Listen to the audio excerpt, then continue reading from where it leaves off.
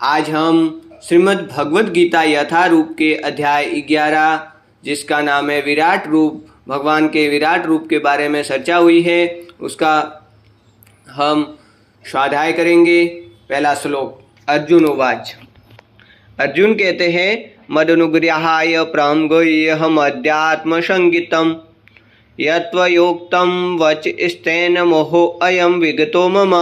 अर्थात आपने जिन अत्यंत गुह्य आध्यात्मिक विषयों का मुझे उपदेश दिया है उसे सुनकर अब मेरा मोह दूर हो गया है। भवापयौ हि भूतानां श्रुतौ विस्तरसो मया त्वतः कमलपत्राक्षः महात्म्यमपि चाव्ययम्। अर्थात हे कमल नयन, मैंने आपसे प्रत्येक जीव की उत्पत्ति तथा लय के विषय में विस्तार से सुना है और आपकी अक्षय महिमा का अनुभव किया है। एवमेतद्यथातथ तवमात्मनं परमेश्वरः द्रष्टुमिच्छामि ते रूपमेश्वर्यं पुरुषोत्तमः। हे पुरुषोत्तम, हे परमेश्वर, यद्यपि आपको मैं अपने समक्ष आपके द्वारा वर्णित आपके वास्तविक रूप में देख रहा हूँ, किंतु मैं ये देखने का इच्छुक हूँ कि आप इस दृश्य जगत में किस प्रकार प्रविष्ट हुए। मैं आपके उसी रूप का दर्शन करना चाहता हूँ। मन्यसे यदि तच्कयं मया द्रष्टुमिति प्रभो योगेश्वर ततो मे त्वं दर्शयात्मानं व्ययम्।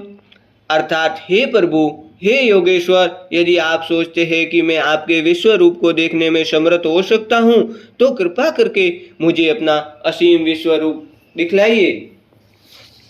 श्री भगवान उवाच। अब भगवान कहते हैं, पश्य मे पारथ रूपाणि शतशो अथ सहस्रशः नानाविधानि दिव्यानि नानावर्णाकृतानि च। अर्थात हे अर्जुन, हे पारथ, अब तुम मेरे श्रेय को सैकड़ों हजारों प्रकार के देवी तथा विविध रंगों वाले रूपों को देखो। पश्यादित्यान वसु सुन रुद्रान अश्विनहु मरुत स्ततः बहुनय दृष्ट पूर्वाणि पश्या आश्चर्याणि भारत। अर्थात हे भारत, लो तुम आदित्य, वसुओं, रुद्रों, अश्विनी कुमारों तथा अन्य देवताओं के विभिन्न रूपों को यहाँ देखो। तुम ऐसे अनेक आश्चर्यमय रूपों को देखो जिन्हें पहले किसी ने न तो कभी देखा है न सुना है।